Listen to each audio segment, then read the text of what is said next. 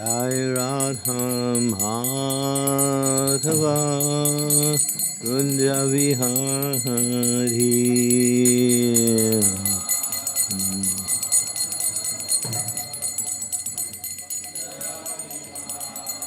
Gopi Janavallabha Girivardhari.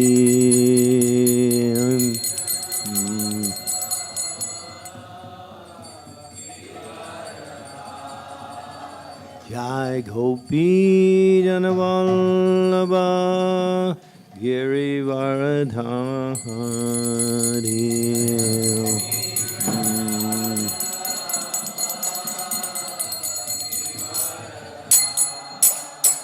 Yasodhanandana Braja Jananjaya.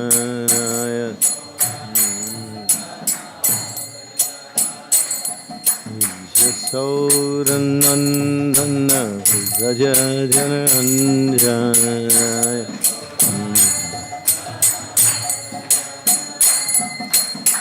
Yamuna Tira Yamuna Yamuna Tira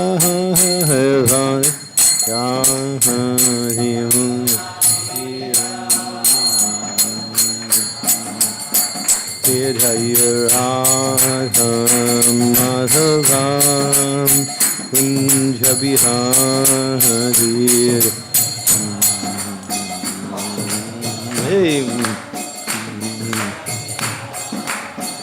Jai Radha Madhavam Kunja Vihari.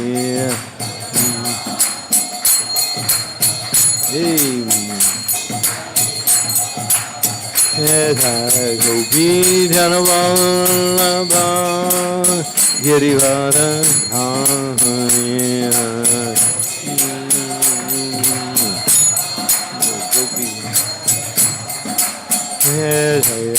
Gopi Janavallabha Girivardhari.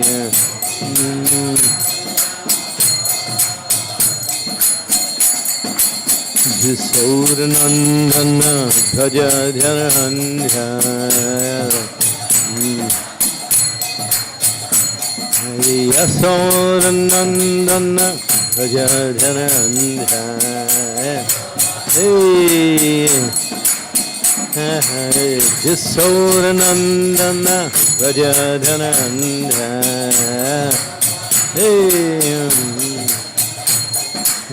Jamuna Tira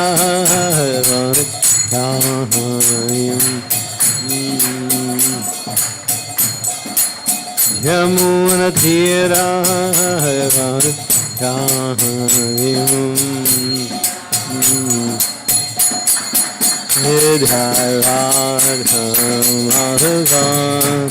Kunja Vihari.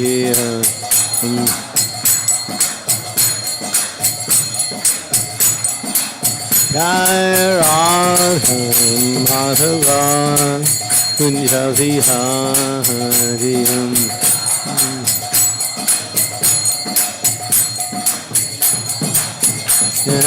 Hare Krishna Hare Krishna Krishna Krishna Hare Hare.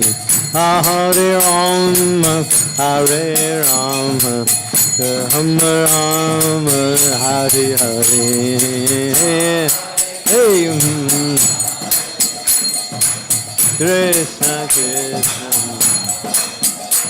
Boom.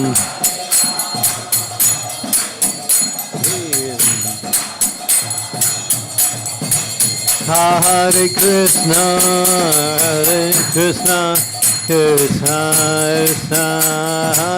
Hare Hare Rama Rama Rama Rama Hare Hare Hare Krishna Krishna Nitai Gaur.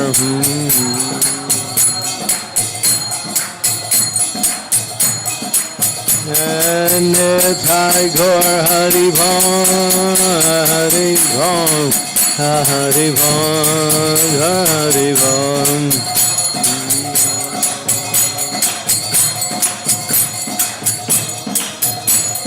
Jaya Jaya Prabhupada, Prabhupada, Prabhupada, Jaya Prabhupada.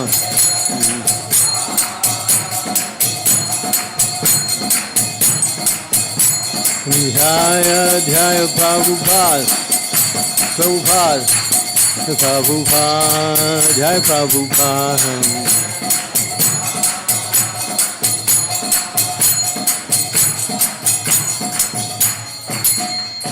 Srila Prabhupada ki jai, Shri Harinam Sankirtan ki jai, Gaur Premanande. Hare Krishna Mahamantra ki jai. Srimad Bhagavatam, Canto 6, Chapter 4, the Hamsa Guhya prayers. This is text number 47. Om Namo Bhagavate Vasudevaya.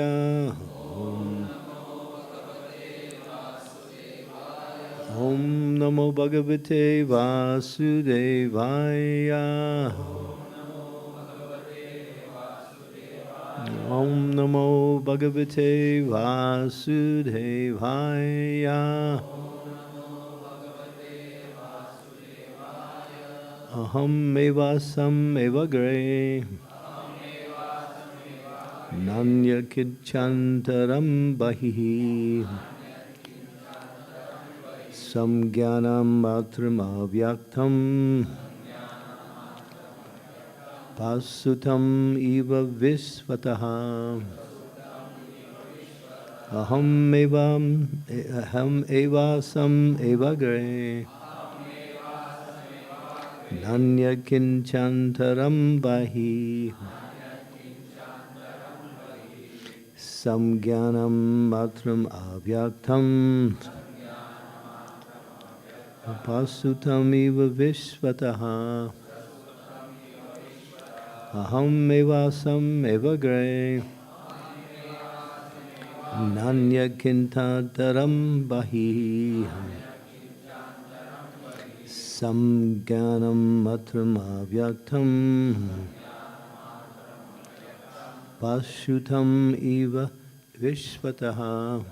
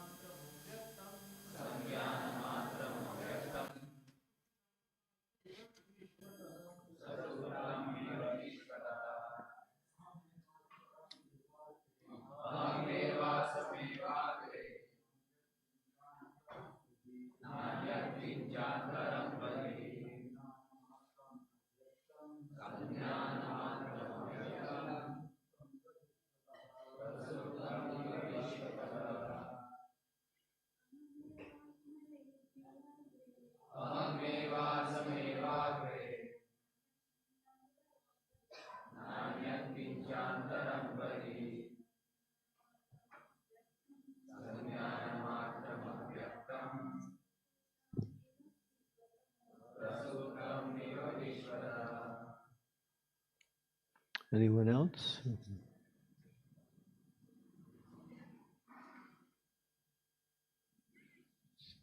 Okay.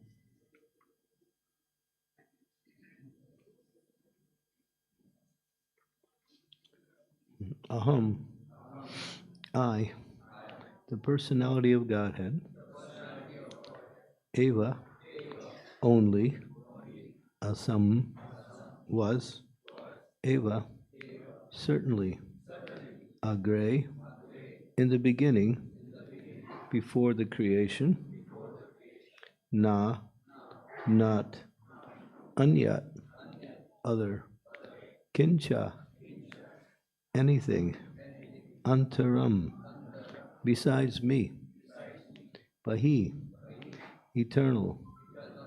Since the cosmic manifestation is external to the spiritual world existed when there was no material world. Samgyana matram, only the consciousness of the living entities. Avyaktam, unmanifested. Prasuptam, sleeping. Eva, like. Vishvataha, all over. So, after offering prayers to the Supreme Personality of Godhead, Daksha now is hearing the Lord respond to his prayer and speaking about himself. The Lord speaks about himself. Before the creation of this cosmic manifestation, I alone existed with my specific spiritual potencies. Consciousness was then unmanifested, just as one's consciousness is unmanifested during the time of sleep. Purport. The word, this is a very long purport. So if you have a lot of patience, attention, it's going to be a tough one, but stay with it. It's long. The word aham indicates a person, as explained in the Vedas. Nitya nityanam chaitanas chaitananam. The Lord is the supreme eternal amongst innumerable eternals and the supreme being among innumerable living beings. The Lord is a person who also has impersonal features, as stated in the Srimad Bhagavatam. Vadanti tat tadvad vidvams tadbam yaram avyayam brahmeti paramatmeti bhagavaniti subjite. Learned transcendentalists who know the absolute truth call this non-dusu substance Brahman, Paramatma, and Bhagavan. So, rather than read the whole purport, I'll read it part by part. So here we're getting an understanding of the absolute truth, in the sense that the absolute truth, which is the supreme cause of all causes, manifests himself in three features of himself. Vadanti tat tadvad vidyams tadvad jnanam avyayam brahmeti paramatmeti bhagavaneti. So God is one. He's not two, he's not many, he's one. But he expands himself according to particular needs, both from in the spiritual and both in the material. So he has innumerable expansions, but his primary expansions are two, which is Paramatma, which is hidden, the Supersoul, which is there within the heart of all living entities. Where do you get intelligence from? Supersoul. Supersoul is the source of your intelligence. When Supersoul is there and you want to think of something to do, Supersoul gives you that intelligence. And sometimes you don't listen to him, therefore you make mistakes. But if you listen, if you can hear Supersoul, he's there, he's talking to us all the time. He's reminding you, you want to sleep, but you should get up and go to Mangalarti. But you don't listen. So he said, all right, at least go to Guru Puja. But you say, no, I'm coming to Prashadam. So Supersoul is always giving us the best possible information, advice for our spiritual growth. And then you have Brahmeti, which is the manifestation of the spiritual energy which pervades the entire creation. And that is in the form of the living entities. There are living entities everywhere. Just like what can we see in terms of the living entities? We can see We see the humans, we see the animals, we see the trees, we can see the creepers, and sometimes we see the insects, but there is so many living entities we can't even see. They're microbes, they're germs, they're invisible, but they exist. Just like within our body, we are the chief soul within our body, which governs the activities of the body, but there are thousands and hundreds of thousands living entities within our body. So every time you take prasadam, you're feeding all of these living entities. So therefore you should never reject prasadam. Because you're doing great welfare work for thousands and thousands of living entities. And even in the atmosphere that we exist here, within this room, we can count how many living entities in the human form, but we can't count how many living entities there are in the unmanifested, unseen form of living entities. So many. So this is the Brahman, or the spiritual energy that pervades the entire creation. They say it's also Krishna's bodily effulgence, which manifests itself from so many, just like the sun. The sun is localized in one place, but still the sun expands its energy in the form of sunshine throughout the creation. And the sunshine can be in many places at once, but the sun is only in one place. Just like within the heart of the living entity, God is there, but he's in many places at once. But he's Bhagavan, he's also in one place in the spiritual world. But through his different energies, he manifests himself in innumerable living entities known as the Brahman effulgence. So the rays coming from the body of the Lord. So this is the absolute truth, these three features. And Brahman is what the Jnanis, those who meditate, those who perform austerities, those whose desire is to free themselves from the suffering of material energy. They study the Vedas and they try to free themselves from all material activities, and they enter into a state of meditation, a kind of impersonal meditation. That's the beginning of spiritual realization, of God realization. It's preliminary. Higher than that are the yogis. The yogis try to understand that God is in the heart of all living entities. Guyatamam, he's there, he is the supreme truth, but he exists in his personal feature as Supersoul. When Prabhupada commissioned one artist, actually two artists, they drew one picture. Prabhupada wanted a picture of the Supersoul. And he's got 4 arms, and he's 9 inches tall. It's mentioned also. And he sits within your heart, and he's expansion of the original personality of Godhead, Sri Krishna. But he only exists in the material world. He doesn't exist in the spiritual world. But he does exist in the spiritual world. In a different form, with a different purpose.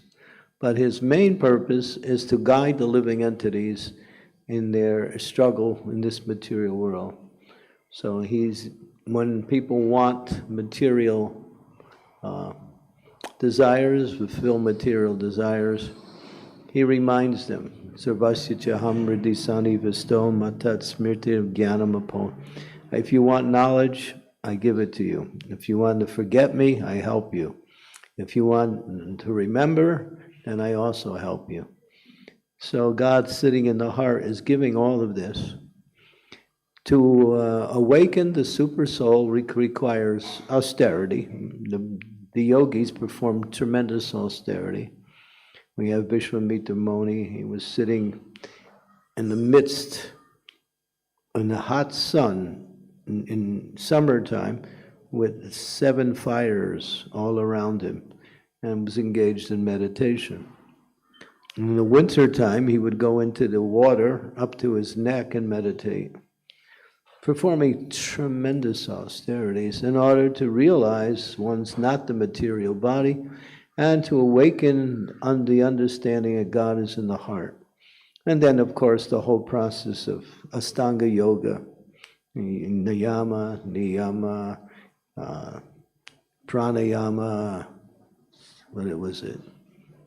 Pratyahara, Asanam, Pranaya, and Dhyana, and Samadhi.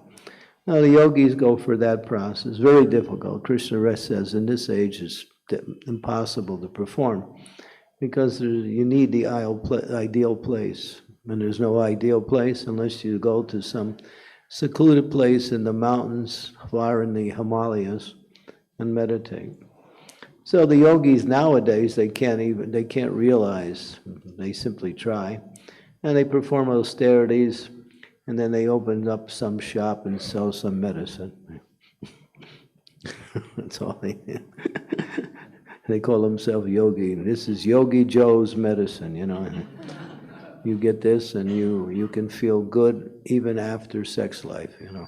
So they give you all kinds of medicines. So this is, the modern day yogis are not so proficient because nobody can perform these austerities in Kali Yuga. There's a few, but not very, very common. And of course, the ultimate principle of God realization is the Supreme Personality of Godhead, Krishna. And we can see him every day. We come to the temple, he's there, along with his internal energy, Srimati Radharani, and his expansions in different forms. And he is personal. The Lord in the heart is also personal, but he doesn't appear in a personal form, at least visible to our eyes. But Krishna appears in his personal form in the form of the deity. And that deity is the exact representative or the exact replica of Krishna in the spiritual world. There's no difference. When you see the deity and you think that is Krishna, yes, that is Krishna. And he manifests his form exactly the way he is in the spiritual world. And he's in the mood of Madhurya, sweetness. He plays upon the flute, attracting all living entities to his darshan simply by his appearance. He's so beautiful, powerful, sweet, and very, very merciful. We can pray to the Lord in the form of the deity and ask him for devotional service to him. Don't ask him for anything material. He may give it to you, and then you might suffer because you get it. So you should only ask for those things which will help you in your spiritual life. And so we go on. So these are the three manifestations of the Godhead. So therefore God is one, but in essence, he expands himself into many for the sake of functioning, both spiritual and material functions. Okay, so it goes on to say, as firmly declared in the Bhagavad Gita, the Lord can be understood only by Bhakti Yoga. Bhakti-amam avijananti yavanyas tattva-tattvataha. So he says, you can do Jnana Yoga, you read Bhagavad Gita, the whole 6th chapter, different yogas. There's Karma Yoga. Bhagavad Gita, the first 6 chapters deals with Karma Yoga. The second 6 chapters deals with Bhakti Yoga, and the last 6 chapters deals with Jnana Yoga. So Krishna takes the time to explain the different principal yogas. There are other yogas too, Astanga Yoga, which is called Raja Yoga also, and various others. But as he ends the 6th chapter, he says, Yoginam api sarvesham madgatendrinak maraha bhajate, what is it? Sarvam bhajate yomam te me yokta tahamo mataha. He says, out of all of the yogis, and there's so many different types of yoga, yogi means to connect. Just like you can connect with someone in this world in different ways. You can have a very superficial relationship, or you can have a more friendly relationship, or you can have a very deep relationship with a person. So the same person you can have different types of relationships with. So the different yogis are like that. But the complete yoga is bhakti, because bhakti is the yoga that is intrinsic to the soul's existence. Just like I say, well, the whole purpose of life is to work hard. Haribol. You'll think, there must be more to life than that, just to work. Well, the whole purpose of life is to study books and become proficient at knowledge. And you think, well, that's nice, but there must be more. And then if I say the purpose of life is to exchange love, then you think, yeah, that's it. So bhakti means the yoga of love, to engage in devotional service. Karma is there, we do activities. Jnana is there, we study scriptures and understand the relationship that we have with the Supreme Lord, and many other aspects of transcendental knowledge. But bhakti means to serve Lord. What is that verse? Ayabhisat sita sunya jnana kamananavritam anukulena krishna siladam bhakti uttamam. So as someone asks you, well, what is bhakti? If you know this verse, then you know what is bhakti. Bhakti means free from karma, the gain that karma gives, free from yoga, free from jnana, free from all of these things, and to serve Krishna with a desire to please Krishna. That's bhakti. Not only serving Krishna, that's nice, but with the desire to please the Lord through your service, like that. So how do we have to learn how to please Krishna from the spiritual masters. We also get indications from the scriptures, but the Guru is the one that teaches us how to serve the Lord. And if we follow that very carefully, and then we can offer our activities in devotion to Krishna, and Krishna accepts. Some people say, well, how do we know Krishna is accepting my offering? How do we know that Krishna is pleased by my offering? So, as one yogi says, when you're pleased, then God is pleased. He's bogus. If you're pleased, then God, but it's the other way around. When God is pleased, you're pleased, because He is the source and you are the extension of that source. We are the particle of that energy, which is non-different in a minute sense of the absolute truth. So when we please, because we are connected to Krishna, there's one thing you should always remember: you can never be unconnected to Krishna. You can be unaware of your connection, that's called Maya, but you're always connected to Krishna, all the time. You can't get away. But bhakti awakens that connection and in the awareness, and when Krishna is pleased, you feel happy, you feel satisfied, you gain transcendental knowledge, and you make progress towards the goal of life. So bhakti is actually trying to please Krishna. Just like when you love someone or you have some regard for someone, you want to do something to make them happy, right? So you think of ways to make them happy. And if you do something and they're happy, you feel happy, right? It's just natural. That's life. That's the essence of life, really.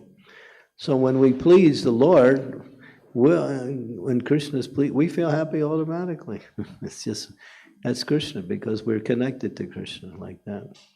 So that is the process of bhakti. And when it develops intensity, then that service becomes more and more intimate. And we start to really absorb ourselves in trying to please Krishna.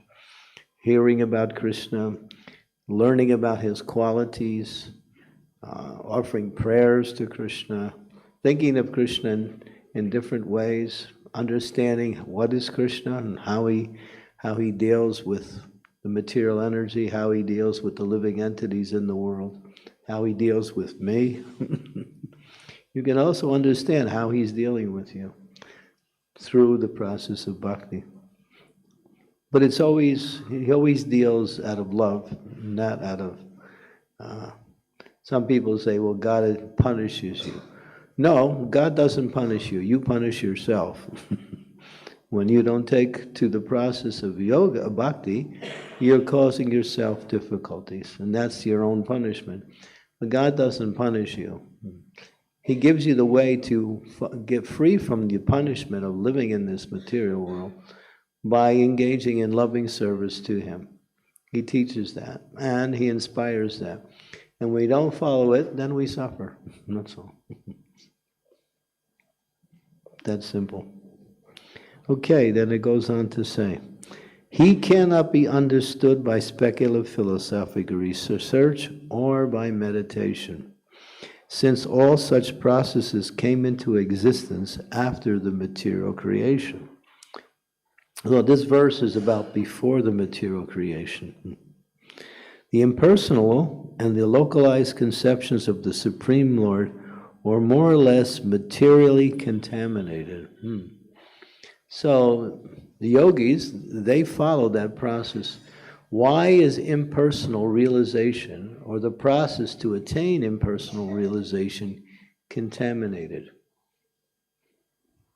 How would you answer that? If someone says, well, there's so many yogis, there's so many tapasis, so-called sadhus, many who are very austere, but the scriptures say they're contaminated. What is the contamination?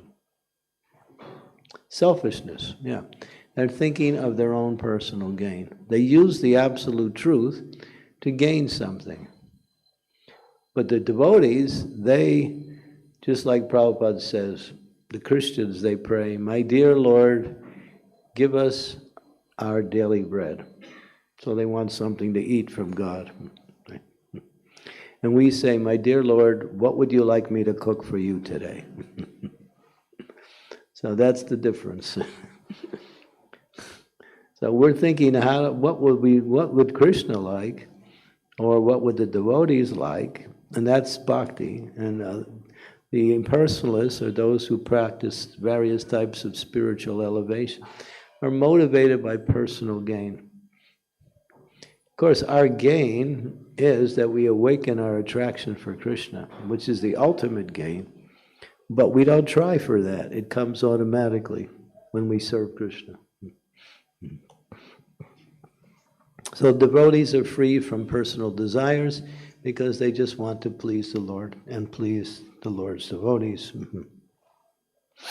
So here, as we goes on to say, the real process, therefore, is bhakti yoga.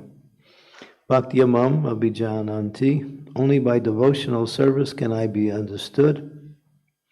Before the creation, the Lord existed as a person, as indicated by the word aham. When Prajapati Daksha saw him as a person who was beautifully dressed and ornamented, he actually experienced the meaning of the word aham through devotional service. Each person is eternal. Because the Lord says that he existed as a person before the creation, he will also exist after the annihilation. The Lord is eternally existing. Srila Vishwanath Chakravarti Thakur therefore quotes these verses from the Srimad Bhagavatam. So here's two verses. It says, there's no translation, I don't think. I'll skip the Sanskrit. I'll just go on to read. The personality of the Godhead appeared in Vrindavan as the son of Mother Yasoda. So these are the verses. Who bound the Lord with rope, just as an ordinary mother binds a material child. There are actually no divisions of external and internal in the forms of the Lord. When he appears in his own form, the unintelligent think he is an ordinary person. So, sometimes when Krishna comes to the material world, he acts like an ordinary person. He has a mother, he has a father, he does things that normal people do in this world. He fights, he plays as a child. And they think, well, okay, he's God, but he takes on a material body. But Krishna says, Avajanti mamudha manusim tanamasmata param bhavam agyananto mama bhuta maheshwar. He says, that's foolish. I descend in my eternal transcendental form when I come to this material world. I'm not part of this material energy. He is the controller of the material energy, but the material energy does not control him. But then, for the sake of a pastime, sometimes he appears just like Lord Nityananda was there. And so he was preaching Krishna consciousness to these two very sinful persons, Jagai and Madai. And Madai got very angry at Lord Nityananda, and he threw a pot, a broken clay pot, and hit Lord Nityananda in the head. And his head started to bleed. So people say, well, he's bleeding, that's material. But that's for the sake of the non-devotees. He appears like that.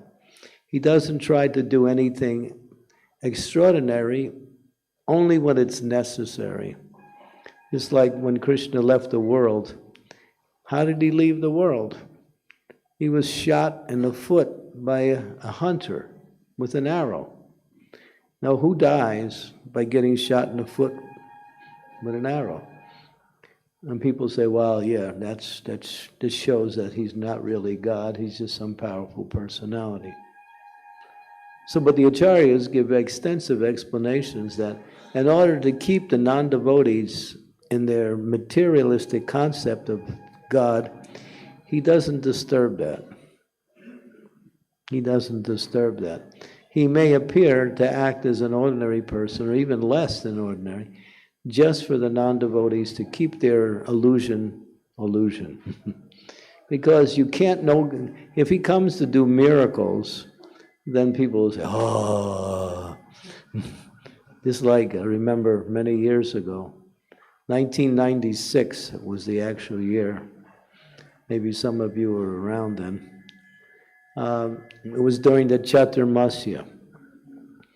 And so it was the milk fast for that month.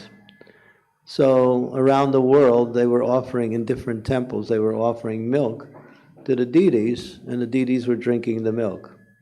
So they put the milk on the altar, and they come back, and it's gone. So this was happening everywhere around the world. And so, and people were getting, oh, wow, he's drinking the milk. We were thinking, now we don't get any, because he's drinking it. So I remember I was sitting in the temple in Chicago, and one gentleman came in. Miracle, miracle, God's drinking the milk, miracle, miracle. I say he drinks it every day. But you just don't see it, that's all. This time he's not so nice, he's not leaving you any. So sometimes the Lord does that for his own transcendental pleasure or to accomplish something. But he's not out to make miracles just to impress people, so they say, oh, because bhakti is voluntary.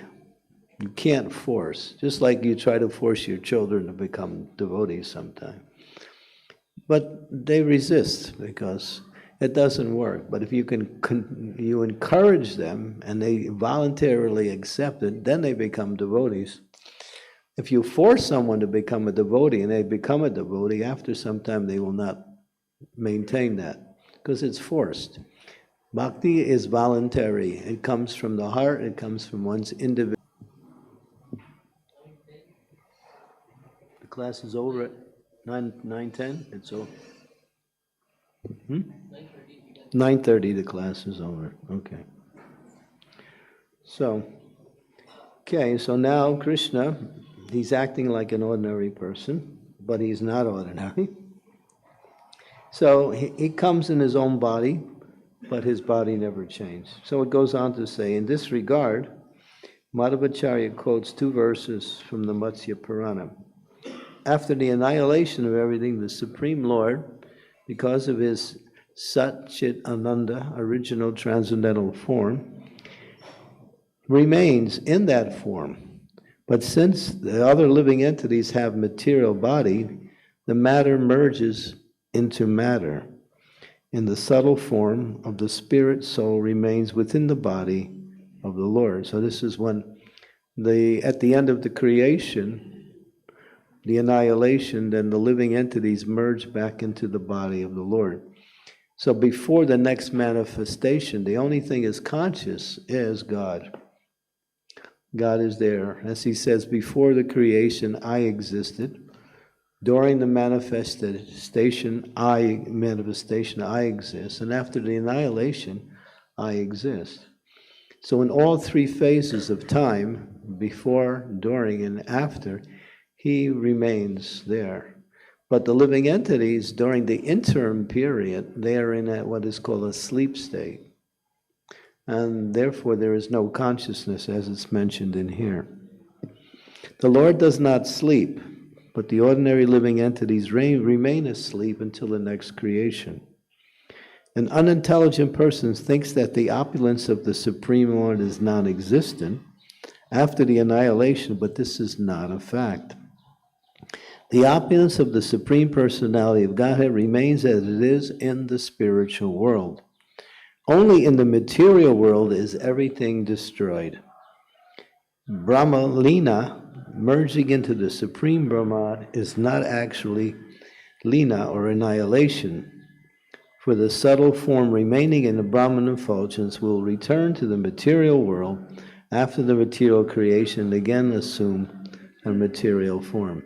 So we come back after so many unlimited, countless years of sleeping within the body of Mahavishnu during the interim period.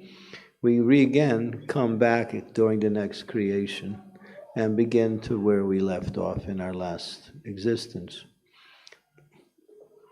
So that's very rare because ultimately the living entities usually transmigrate body after body during the creation.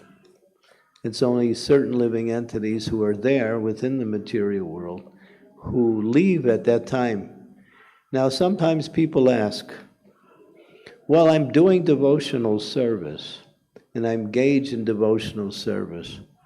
And now, what happens if the annihilation comes? Do I have to go into the body of the Lord and stop my devotional service? And wait till the next creation before I can begin? Good question, huh? You might think, because it says that devotional service is not dependent on anything material.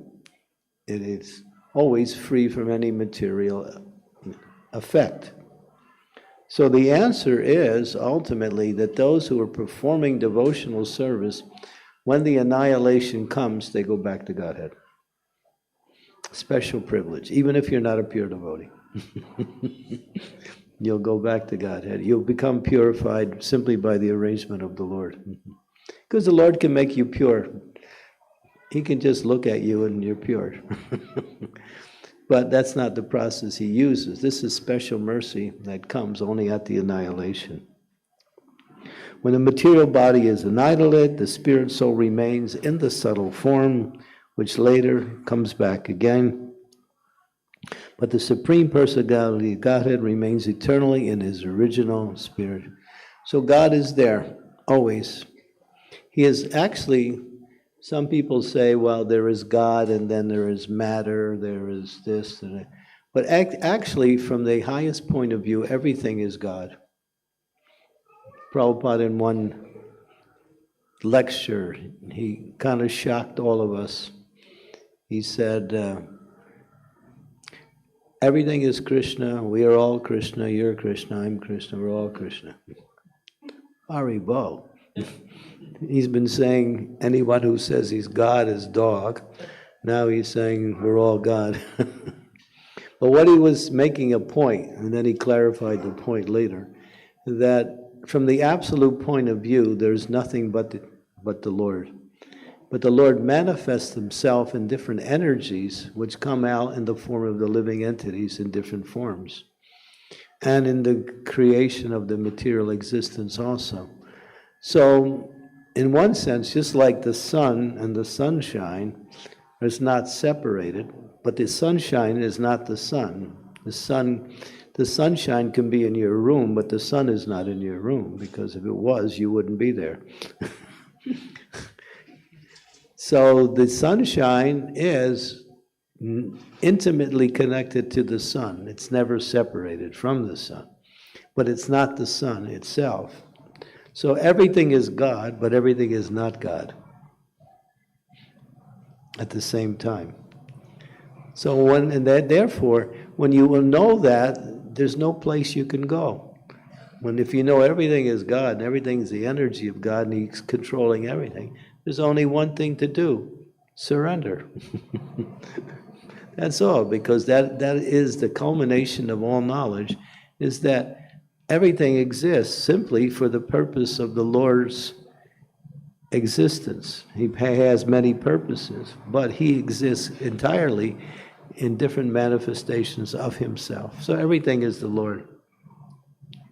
Even dead matter, which is cut off, just like this floor is wood, but it was part of a tree at one time, and that tree was alive. And that tree is the energy of the Lord, because it is made out of wood, and wood is one of the energies of the Lord. It's a feature of earth, and God creates earth, water, fire, air, and ether to manifest the energies in this world. So everything is Him and not Him at the same time. So that's the highest understanding of, when you know that achintya beta beta tattva, it's called. Inconceivable, simultaneously one and different. So we are one with God and different from God simultaneously. That oneness is bhakti. The difference is that we are eternally a particle of God and never can become the actual whole. We remain separate. Why do we remain separate? Even during the manifestation, we're separate, and even during the perfection, we still remain separate. Why? For the purpose of exchanging love, which is the purpose of life. So we are always separate from God, and at the same time intimately connected with God, like that. And just like even the non-devotees, they're connected to God through His material energy, but they don't get the benefit of being connected with God. They simply get slapped by the material energy. They have to suffer because they chose not God, but they chose God's energy as being the supreme worshipable thing in their life. They worship the energy rather than worshiping the source. But devotees worship the source because they know if you worship God, the energy comes anyway.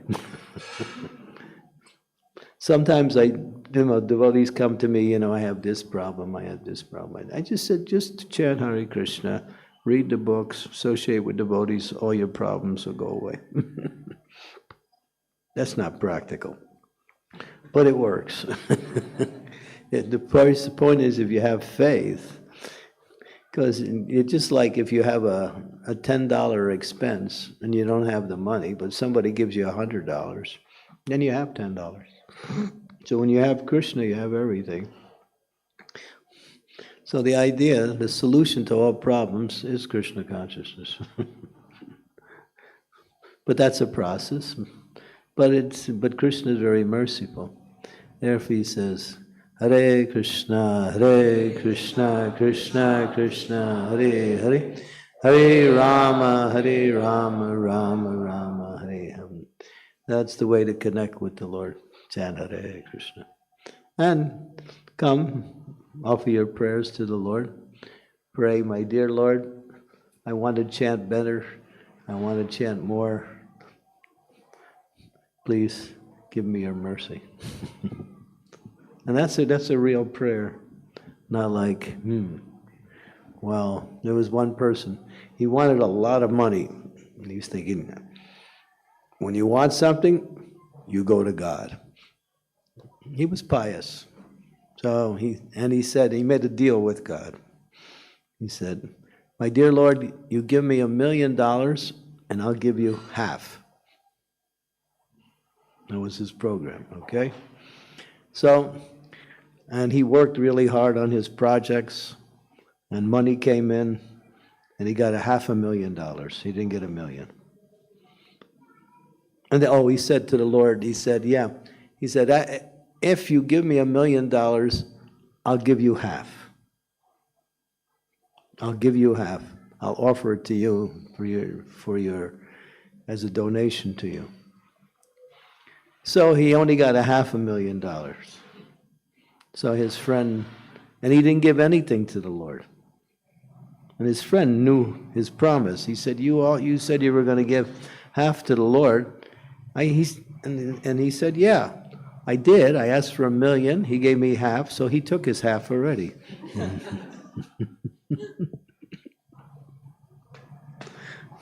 Not like that. This doesn't work. Jai Sisi Madan Gopal ki jai. Sisi Radha Madan Gopal ki jai. Okay. Prashna? Questions?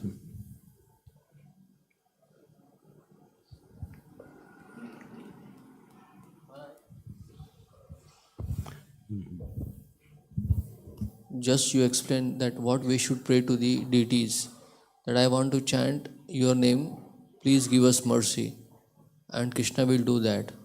But we see that, since many years we are chanting and we are praying also to Krishna, that we want to chant better, but how that mercy will be manifested? How we can able to know that, our chanting is really progressing or is pleasing to Krishna and as per our Guru Parampara? Chanting is supposed to make the heart soft. If the heart doesn't become soft, if it remains hard, then the holy name just bounces off. It doesn't go. It goes to the mind, but it doesn't go to the heart. Transformation of the soul's existence is to make the heart soft. And gradually the soul becomes awakened. So we have to practice that mood of, therefore Lord Chaitanya says, Tranadapi Sunichena Tayoriva Sahishnuna Manina Mamanidena Kirtaniya Sadai. Practicing these qualities, humility, tolerance, pridelessness, and respect for all living entities, what's the result? Kirtaniya Sada. Always be able to chant the Hare Krishna mantra. So we have to cultivate these qualities as we practice Krishna consciousness. It's not that we just chant, but we have to practice the mood of chanting. And that mood is the mood of service. If we're chanting, but we're not enthusiastic to serve, or we're not looking for opportunities for service, our chanting won't develop. Will give you some protection from Maya. It'll free you from some suffering, but it won't give you the goal, which is love of God. Like that. So we have to practice these characteristics. And we do that by serving the Vaishnavas. When we serve the devotees, then we can awaken these qualities more and more. And it's a process. And we have to develop. And if we commit offenses, or if we're still connected to activities that cause us to commit offenses, then the process is slow.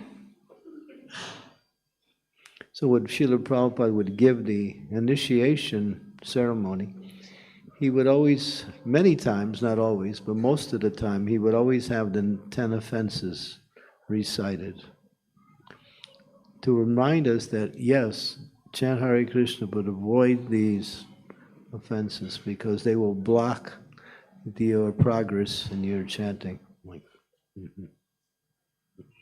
So that's important. So work on that. So Bhaktivinoda Thakur says, if you really want to think, where can I put my time and energy and attention to make progress in devotional service, do two things.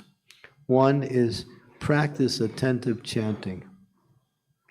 work on your attention and try to bring it to the point where you can become fully absorbed in chanting the holy name and serve the Vaishnavas. And you do these two things and everything else will become easy and follow. These are the essence of bhakti. And these are the two things that Lord Chaitanya made important in his. He told Rupa Goswami, he instructed Rupa Goswami, there are 5 main processes of bhakti that are very powerful. Chanting the holy name, associating with Vaishnavas, reading and hearing Srimad Bhagavatam, worshipping the deity form of the Lord, and living in a holy place. But Mahaprabhu emphasized 2. That was Vaishnav Seva and also chanting of the Hare Krishna Maha. He actually mentions a third one too. That is called Jivadoya, which means to bring others to Krishna consciousness, show mercy to others. This is Lord Chaitanya's formula. He made it simple, right to the point.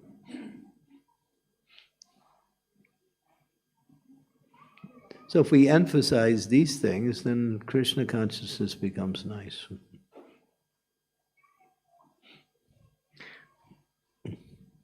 And, of course, sadhu sangha means Krishna Katha, not Gramya Katha. Devotion associating with devotees means to talk about Krishna or talk about devotional service.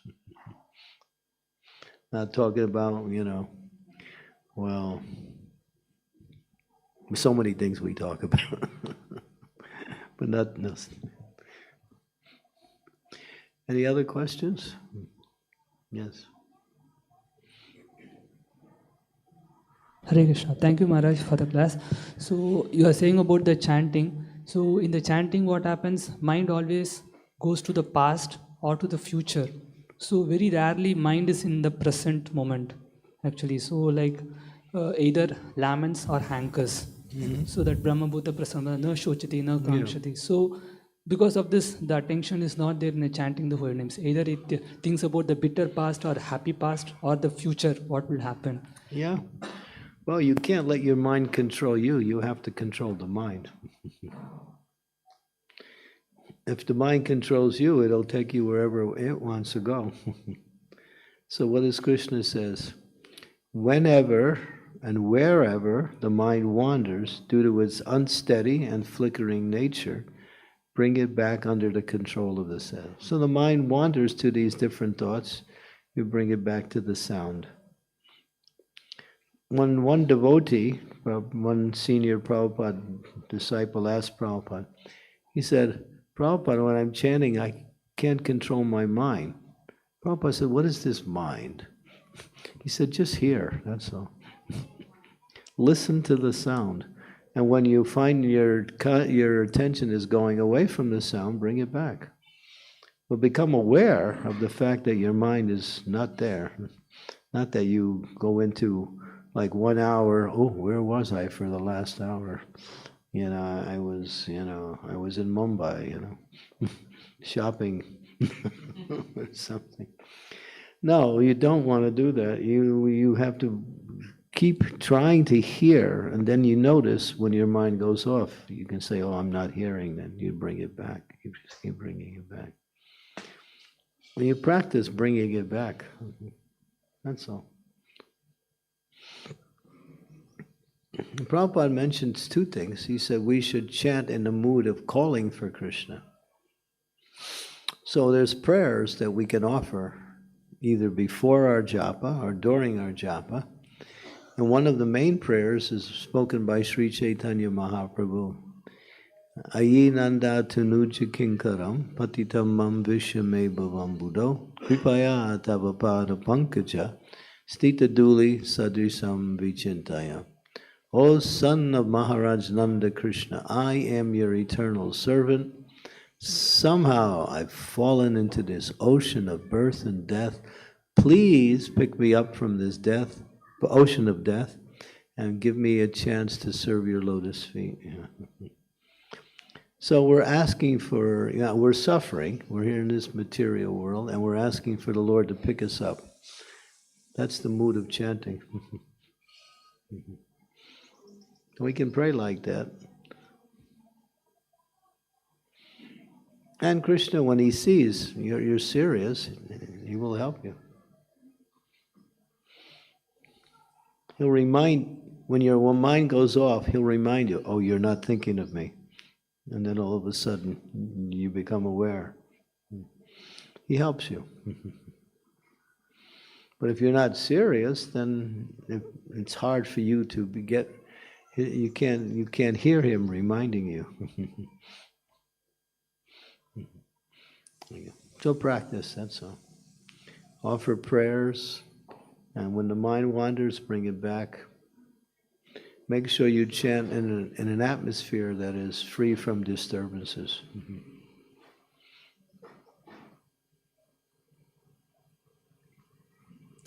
Anything else?